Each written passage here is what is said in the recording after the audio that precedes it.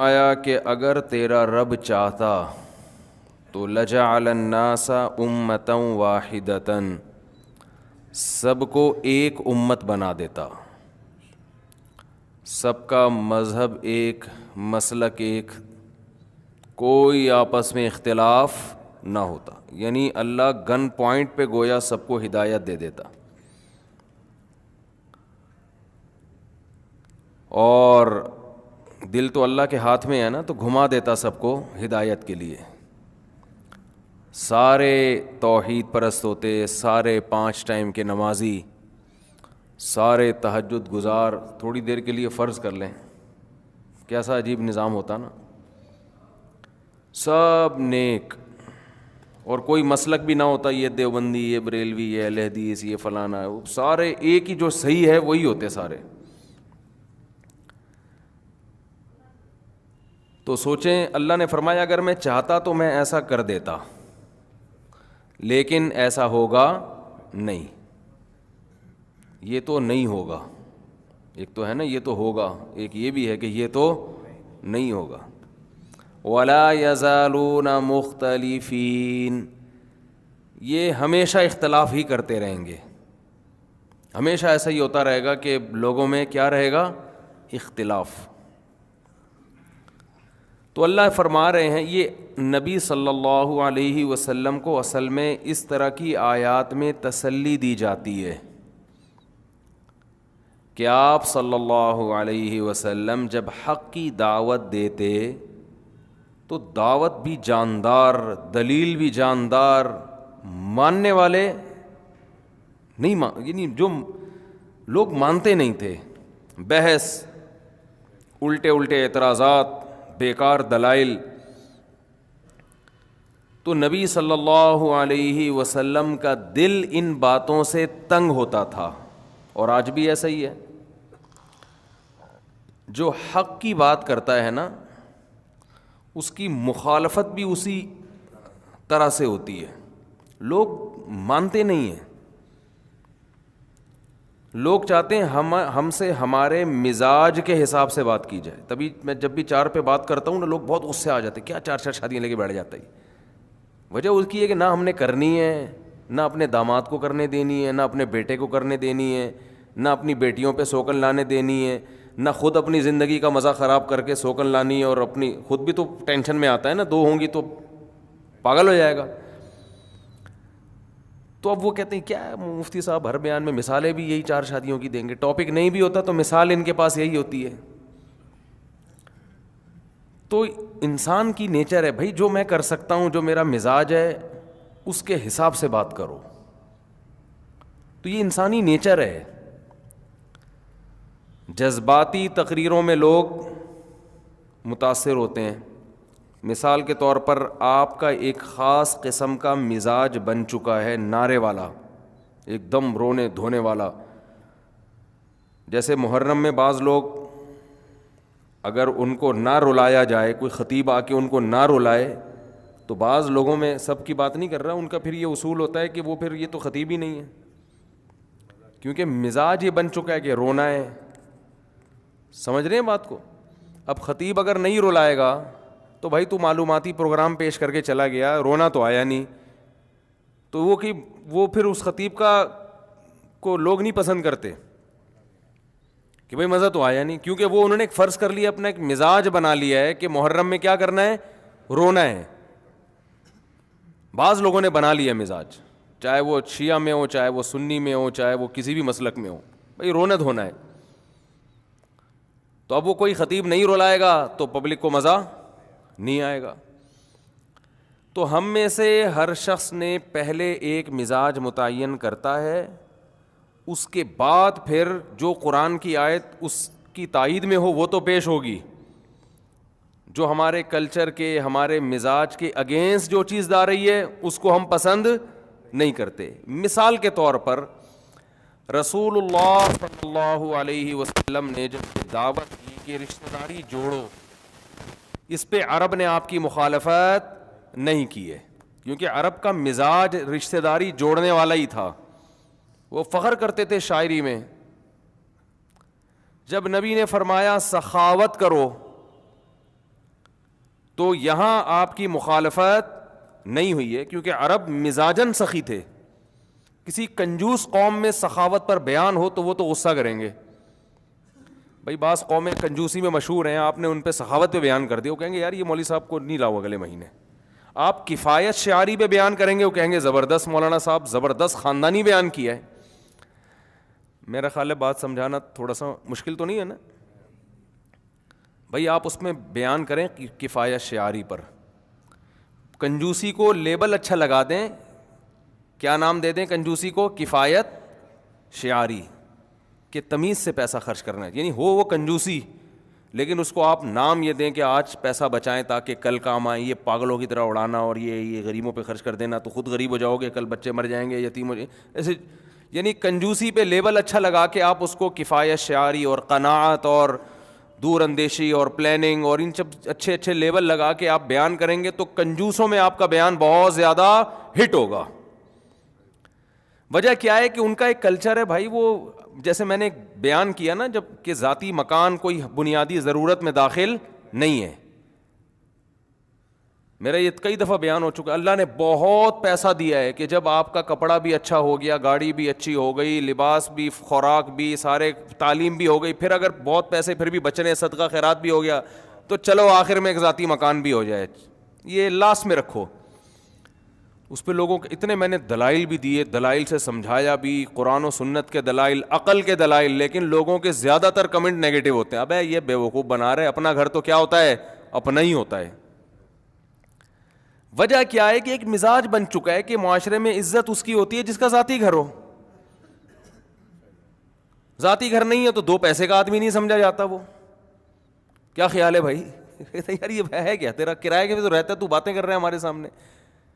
تو مزاج چونکہ بن چکا ہے، لہذا ذاتی گھر کے خلاف بیان لوگوں کو پسند نہیں ہے. تو مسئلہ بہت بڑا، میں بار بار یہی عرض کرتا ہوں کہ اپنے مزاج کو جب تک تبدیل نہیں کرو گے نا، نہ تو سکون ملے گا، نہ اللہ راضی ہوگا، اور نہ اسلام کے جو فائدے دنیاوی اسلام تو اتنا زبردست مذہب ہے کہ آخرت تو بعد میں، دنیا پہلے بنا دیتا ہے. تبھی تو حدیث میں آتا ہے ذاق طعم الایمان من رضی باللہ ربا وبالاسلام دینا وبمحمد صلی اللہ علیہ وسلم نبیا. وہ شخص اسلام کا ذائقہ چکھ لے گا. ذائقہ کہتے ہیں ٹیسٹ. اسلام کا جو ٹیسٹ ہے نا وہ وہی محسوس کر سکتا ہے جو اس پر راضی ہو جائے کہ اللہ میرا رب ہے، میرا مذہب اسلام ہے اور میرے نبی پیغمبر محمد صلی اللہ علیہ وسلم. یعنی راضی ہو جائے، صرف ایمان نہ لے کر آئے. راضی کا مطلب بھائی اب جو یہ کہیں گے میں اس پہ خوش ہوں، میری اپنی نہیں چلے گی. تو آپ صلی اللہ علیہ وسلم نے فرمایا اسے اسلام کا باقاعدہ ٹیسٹ کہتے ہیں مزے کی چیز کو. یعنی یہاں ٹیسٹ سے مراد ہے ذائقہ، جو لذت والا ذائقہ ہوتا ہے. کیسے کہتے ہیں نا حضرت کا ذرا ذائقہ چیک کرنا. چرس کا تھوڑی کوئی کہتے ہیں اس کا ذائقہ چیک کر کے بتاؤ. تو لذیذ چیز کے ذائقے کو یہاں طعام سے تعبیر کیا گیا ہے، جو کھانے کی چیز ہوتی ہے. تو آپ صلی اللہ علیہ وسلم نے فرمایا اسے باقاعدہ اسلام کا ذائقہ محسوس ہوگا، مزہ آئے گا، لذت آئے گی اس کو. تو جب بھی آپ کوئی، ہاں میں عرض کر رہا تھا کہ آپ صلی اللہ علیہ وسلم نے سخاوت پر جو بات کی، عربوں نے اس میں آپ کی مخالفت، بولو بھائی، نہیں کی. وہ سخاوت پہ فخر کرتے تھے. بہادری کی جب بات کی عربوں نے اس کی مخالفت نہیں کی. رشتہ داری جوڑنے کی بات کی ہے، عربوں نے اس کی مخالفت نہیں کی. بت پرستی کی بات کی ہے تو پورا معاشرہ خلاف ہو گیا کہ بھئی یہ ہمارے باپ دادا کے بتوں کو برا بھلا کہتے ہیں. یہ بت پرستی کے خلاف آپ گوروں کے سامنے بیان کرو، انگریزوں کے سامنے، انہیں تکلیف بولتے کیوں نہیں بھائی؟ نہیں ہوگی، حالانکہ وہ بھی غیر مسلم ہیں. مشرکین مکہ بھی کیا تھے؟ غیر مسلم. انگریزوں کو تکلیف نہیں ہوگی، وہ بت پرست ہیں نہیں، وہ کہیں گے زبردست، ویل ڈن. انگلش میں کہہ دیں گے ہٹو بچوں، جو بھی ان کی زبان میں ہٹو بچوں کا ترجمہ ہوتا ہے. خوش ہوں گے بھائی، زبردست، کیا انسان کو لگا رہے ہو ان چیزوں میں. تو انسان کی نیچر یہ ہے. ہاں پھر نبی صلی اللہ علیہ وسلم کی جہاں جہاں مخالفت ہوئی، ایک بت پرستی کے خلاف جب آپ نے آواز اٹھائی، آپ نے بہت ساری شادیاں کی، عربوں نے اس میں آپ کی مخالفت نہیں کی. یہ تو بعد کے لوگوں کے اعتراضات ہیں غیر مسلموں کے. اتنی شادیاں عرب میں کسی ایک نے ذرا سا بھی اعتراض نہیں کیا, ان کے کلچر کا حصہ تھا یہ. کیونکہ بہت سے جب صحابہ مسلمان ہوئے نا, بعض صحابہ, بہت سے تو نہیں, ان کی 10 بیویاں تھیں جو غیر مسلم تھے. 10 بیویاں تھیں, اسلام قبول کیا تو آپ نے حکم دیا 4 رکھو باقی کو چھوڑو. اسلام میں 4 سے زیادہ کی اجازت نہیں ہے. تو جو 10 رکھنے کے عادی ہوں, بلکہ علامہ ابن حجر رحمہ اللہ نے لکھا ہے کہ عرب اس کو پسندیدہ سمجھتے تھے. یعنی نبی کا یہ ایک پازیٹو پوائنٹ تھا عربوں کی نظر میں کہ محمد صلی اللہ علیہ وسلم نے ایک ٹائم پہ 9 بیویاں رکھی ہیں, اس کو اچھی نگاہ سے دیکھتے تھے. تو اس لیے اس معاشرے میں اس کے مخالفت بالکل بھی, بولتے کیوں نہیں بھائی, نہیں 9 کریں. پھر آپ نے کم عمر سے نکاح کیا امی عائشہ سے. بعد کے لوگ تو بڑا اعتراض کرتے ہیں اس پر, بعد کے غیر مسلم کے, یہ کیا ہو گیا. لیکن عرب میں جو آپ کے شدید ترین مخالف تھے نا, جو آپ کو جادوگر کہتے تھے, جو آپ کو دیوانہ کہتے تھے معاذ اللہ, جو آپ کو شاعر کہتے تھے, انہوں نے بھی اس بیس پر آپ کو معاذ اللہ نقل کفر عیاشی کا تانا نہیں دیا کہ اتنی عمر کے ہو کے اتنی کم لڑکی سے نکاح کیوں کر رہے ہیں. اس لیے کہ اس کلچر کا حصہ تھا, یہ لوگ کرتے تھے نکاح, اس کو برا نہیں سمجھا جاتا تھا. بعد کے لوگوں نے اعتراض کیا تو یہ ایسے ہی جیسے مدعی سست اور گواہ چست, یعنی جو اصل دشمن تھے وہ تو اس اعتراض کو یعنی یہ اعتراض ہی نہیں کر رہے, اور جو کم درجے کے دشمن ہیں وہ اس کو ہائی لائٹ کرتے ہیں. تو یہ وجہ اس کی یہ تھی کہ یہ چیز ان کے کلچر کی نظر میں بری نہیں تھی. اور عجیب بات یہ بتاؤں, ہم یہ فخر سے بیان کرتے ہیں کہ ہمارے نبی صلی اللہ علیہ وسلم نے 25 سال کی عمر میں 40 سالہ بیوہ سے نکاح کیا جو 2 دفعہ بیوہ ہو چکی تھیں. تو یہ قابل فخر ہے اور تعریف کرتے ہیں. لیکن عرب اس پہ تعریف بھی نہیں کرتے تھے, اس لیے کہ یہ بھی ان کے کلچر کا حصہ تھا. نہیں یاری میرا خیال ہے بات سمجھ میں, یہ بھی ان کے کلچر کا. کم عمر کا نکاح بڑی عمر کی عورت سے بیوہ سے, وہ کہتے ہیں یہ تو ہوتا ہے, کوئی مسئلہ نہیں ہے. اب کیوں ہوتا تھا ایک الگ ٹاپک ہے, لیکن یہ بھی اس کلچر کا ایک حصہ تھا کہ نوجوان نکاح کر لیتا تھا بڑی عمر کی بیوہ عورت سے. اس کو معیوب نہیں سمجھا جاتا تھا کہ بھائی جو بھی آپس کی انڈرسٹینڈنگ سے کسی کا بھی کسی سے نکاح ہو سکی. تو ہمارے یہاں ہندوؤں میں رہ کے نا بہت ہم لوگوں نے اس معاملے میں تنگیاں پیدا کر کے اتنی امیج اور اتنا قد اور اس قوم کو, اور یہ تو ہمارے اپنے مسائل ہیں, ان کے نہیں تھے یہ مسائل. ان کے جہاں جس کو سمجھ میں آ رہا ہے کر لے, کوئی گورنمنٹ کی طرف سے پابندی نہیں ہے. عرب کا پہلے سے ہی زنا کو برا سمجھتے تھے, لہذا قرآن میں جب زنا کی برائی آئی ہے تو اس پہ عربوں نے آپ کی مخالفت نہیں کی, بلکہ یہ چیز نبی کے سچے نبی ہونے کی علامت سمجھی جاتی تھی. تبھی حضرت جعفر طیار رضی اللہ تعالیٰ عنہ جو تقریر کی نا, اس میں نبی کے اوصاف بیان کیے. اس میں یہ بتایا کہ رشتہ داری جوڑنے کا حکم دیتے ہیں, مردار کھانے سے منع کرتے ہیں. عرب مردار کھاتے تو تھے مگر اس کو کوئی اچھا عمل نہیں سمجھتے تھے. جیسے چرس تو پیتے ہیں مگر ان کو پتا ہوتا ہے کوئی پینے کی چیز نہیں ہے. تو اتنی شادیاں نبی نے کی, عربوں نے اس کو برا نہیں سمجھا کیونکہ ان کے کلچر کا حصہ. مگر ایک شادی اپنی پھوپھی زاد بہن سے کر رہے ہیں جو منہ بولے بیٹے کی بیوی تھی اور طلاق ہوئی تھی, اس پہ پورا قریش اٹھ گیا آپ کے خلاف. منہ بولے بیٹے زید ابن حارثہ, ان کی زوجہ حضرت زینب, حضرت زید نے حضرت زینب کو طلاق دی. تو یہ منہ بولے بیٹے یعنی لے پالک بیٹا ہے. منہ بولا کا مطلب لوگ بچہ اڈاپٹ کرتے ہیں نا, پالتے ہیں. تو آپ صلی اللہ علیہ وسلم نے حضرت زید کو بچپن سے پالا اور اپنا بیٹا کہا کرتے تھے ان کو. تو ان کی زوجہ کو جب طلاق ہوئی ہے تو آپ نے ان سے نکاح کر لیا. اس پہ عرب نے ایک طوفان کھڑا کر دیا. کیوں؟ اس چیز کو ان کا کلچر قبول, بولو نا کیا ہو گیا بھائی. یہ میں واقعات نہیں سنا رہا, میں اپنی قوم پہ فٹ کر رہا ہوں. آج بھی مارکیٹ میں یہی چل رہا ہے, مسلمانوں میں یہ چل رہا ہے. غیر مسلم کو تو آپ نہ روئیں, وہ تو مانتا ہی نہیں اسلام کو. جو مانتے ہیں نا ان کو بھی وہ والا اسلام چاہیے جو ان کے گھر میں چل رہا ہے, جو ان کا مزاج جس کو مانتا ہے. اگر اس کے ہٹس کے کوئی بات کرو گے لوگ مولوی کو ہٹاؤ یہاں سے, بھگاؤ یہاں سے, یہ پتہ نہیں کیا بیان کر رہا ہے.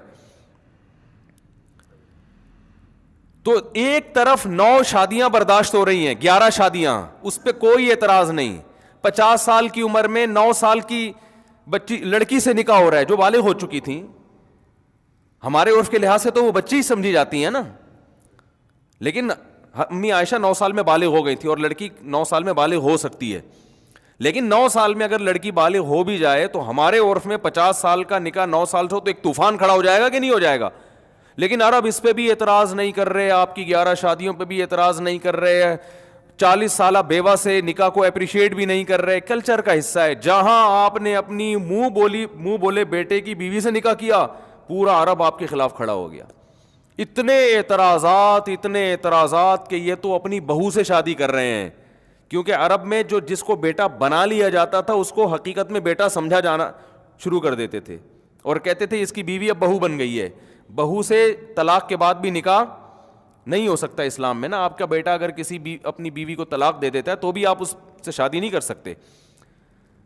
اس پہ اتنا پروپیگنڈا ہوا ہے کہ آپ صلی اللہ علیہ وسلم خوف زدہ ہو گئے, اور آپ کا ارادہ ہوا کہ میں یہ نکاح نہیں کرتا, کیونکہ بہت زیادہ گویا کہ بدنامی ہو رہی ہے.